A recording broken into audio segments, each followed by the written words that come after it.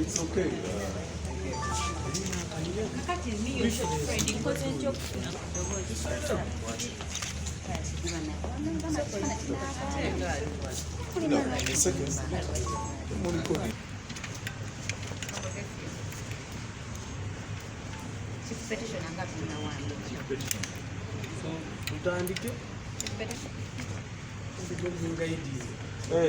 After is the lawyer, is the applicant. No, I am the lawyer. Is the lawyer. I am an advocate. I will talk about it. Kindly break down the judgment and react to it.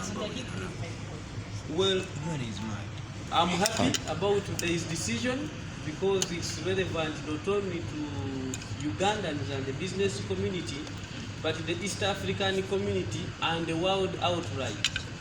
You know, each time you enter into a treaty or you join or become a signatory to a particular law, you should respect it and observe its strictness.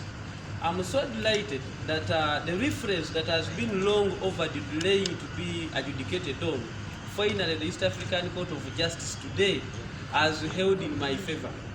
Precisely, I came to this honorable court challenging the acts of the Republic of Rwanda in illegally closing the border. And I was saying those actions contravene the provisions of the East African Community Treaty. 2, the acts of blocking Rwandese nationals from moving out of Rwanda to Uganda was in itself an infringement on the provisions under the freedom of movement or free movement of goods and persons protocol, which is part and parcel of the treaty for the establishment of the East African Community. Lastly, that the confiscation of Ugandan traders' goods by the Republic of Rwanda officials also contravene the treaty provisions. Court today has agreed with me and passed a verdict declaring that the actions of the Republic of Rwanda in closing the border were illegal and in contravention of the treaty provisions. Specifically, Article 5, 6, 7, among other provisions are cited in the treaty. Court also went ahead and held that the actions of the Republic of Rwanda in restricting freedom of movement of Rwandan nationals from accessing Uganda was a total infringement and a violation of the Protocol on Free Movement of Goods and Persons.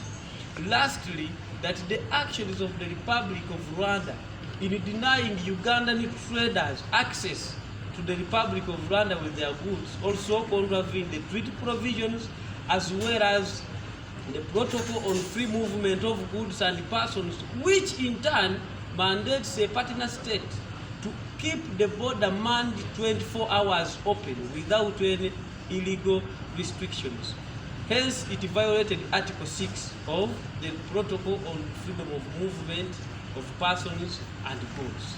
The court consequently has directed that Rwanda should never again continue to violate any provisions of the treaty. And it has gone ahead to illustrate or elaborate on the fact that partner states or any member of the partner state that signs or adheres to a treaty should always respect it and observe it with the strictness and objectiveness it deserves, for which Rwanda has been directed to comply with the provisions of the treaty it assented to.